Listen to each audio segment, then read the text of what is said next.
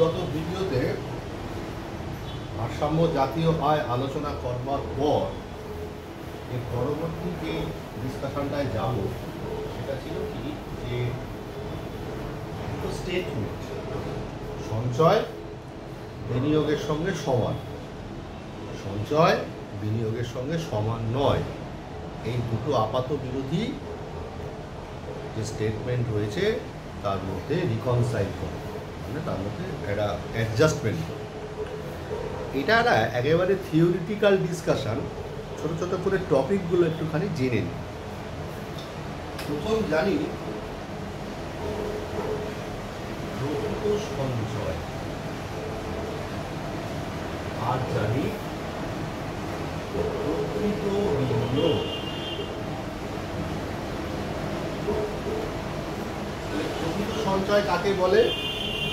প্রকৃত সঞ্চয় বলতে বোঝানো হয় যে সঞ্চয় করা হয়ে গেছে। প্রকৃত সঞ্চয় বলতে বোঝায় যে সঞ্চয় করা হয়ে গেছে। প্রকৃত বিনিয়োগ বলতে বোঝায় যে বিনিয়োগটা করা হয়ে গেছে। এবারে এর সাথে সাথে আরো একটা জিনিস জানবো, সেটা হচ্ছে পরিকল্পিত বিনিয়োগ আর যে পরিকল্পিত সঞ্চয়। বিষয়বস্তুটা কি?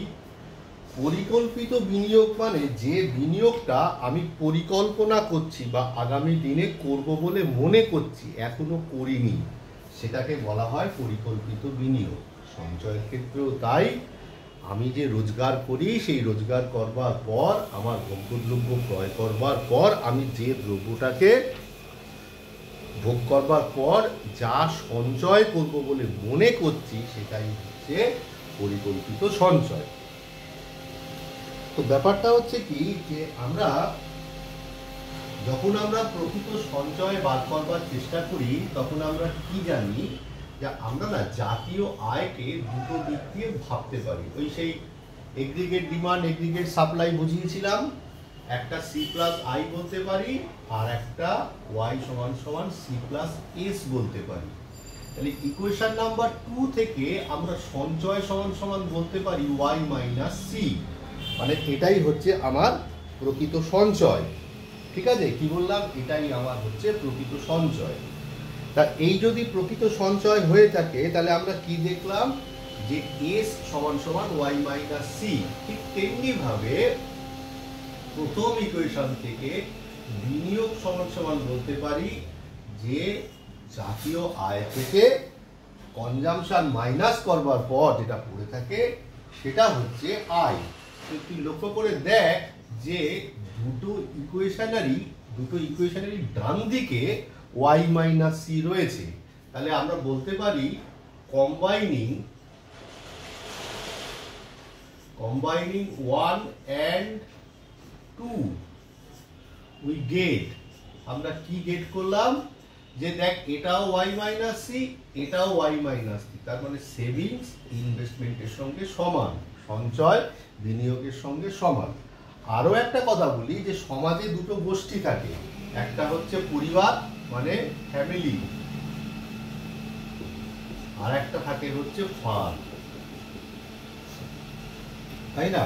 তাহলে এবার কি হয় যে এই পরিবারই কি করে, পরিবারগুলোই এই ফার্মকে জমি শ্রম মূলধন এগুলো সাপ্লাই করে, সাপ্লাই করবার পর ফার্মকে উৎপাদন করতে সাহায্য করে। এই ফার্মের সেই উৎপাদনই আবার কি করে, ফ্যামিলি ভোগ করে। এইভাবেই চক্রাকারে সে আমরা সার্কুলার ফ্লো অফ ইনকাম পড়েছিলাম, এটাই হচ্ছে সেটা। এখান থেকেই সেভিং ইনভেস্টমেন্টের জন্ম নিচ্ছে। কেমন? এবার দ্বিতীয় যে মন্তব্যটার কথা আমি বলছি, সেই দ্বিতীয় মন্তব্যটা সবটাই কিন্তু পরিকল্পিত সঞ্চয় এবং পরিকল্পিত বিনিয়োগ।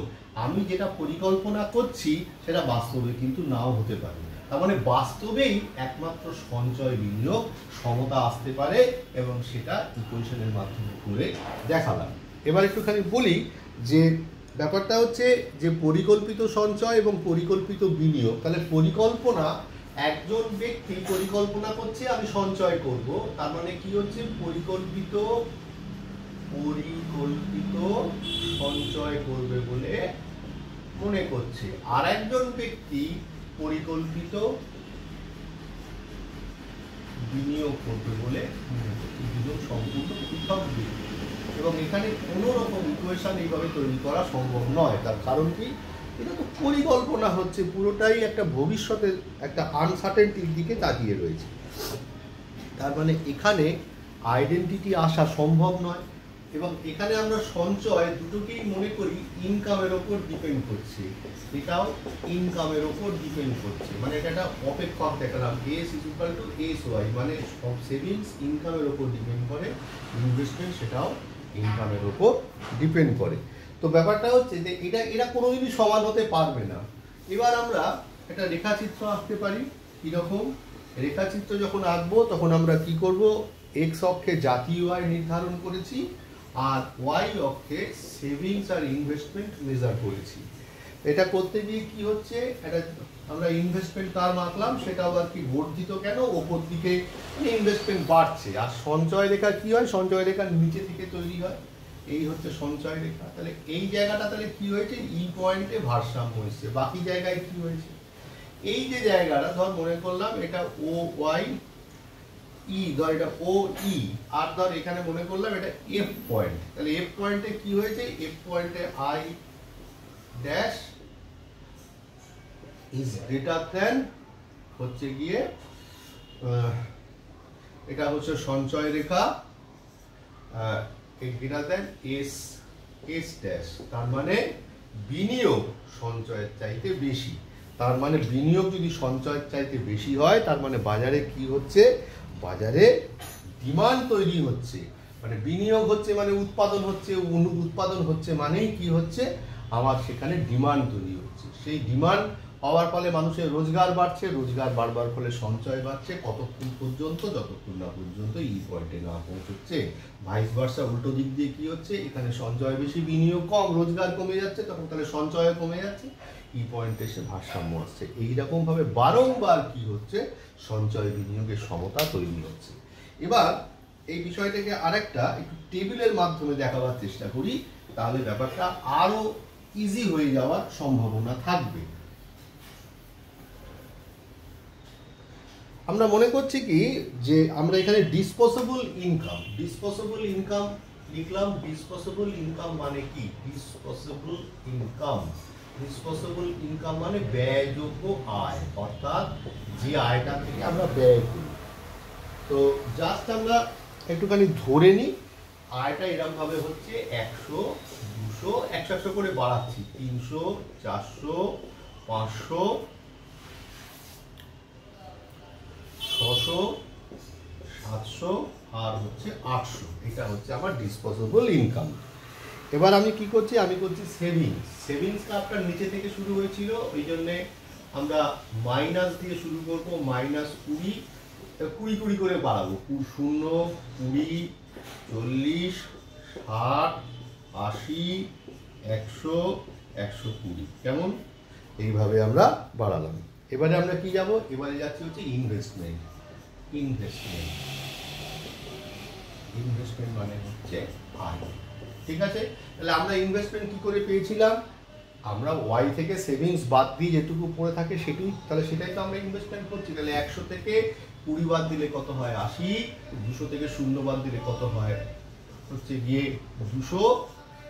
তো তাহলে একটা মিনিট অপেক্ষা কর, ভুল করছি বোধহয়। ইনভেস্টমেন্ট এই জায়গাটা ভুল করছিলাম। ইনভেস্টমেন্টটাকে আমরা ধরে নিলাম 10, 20, 30, 40, 50, 60, 70, 80, 10 করে ইনভেস্টমেন্টটাকে আমরা বাড়ালাম। তো তাতে করে লক্ষ্য করে দেখ, এই জায়গাটাতে মানে যখন আমার 400 টাকা রোজগার, তখন সেভিংস ইনভেস্টমেন্টের সঙ্গে সমান হয়েছে। 400 টাকার নিচে যখন আমার ডিসপোজেবল ইনকামটা ছিল, তখন দেখ সেভিংস কম, ইনভেস্টমেন্ট বেশি।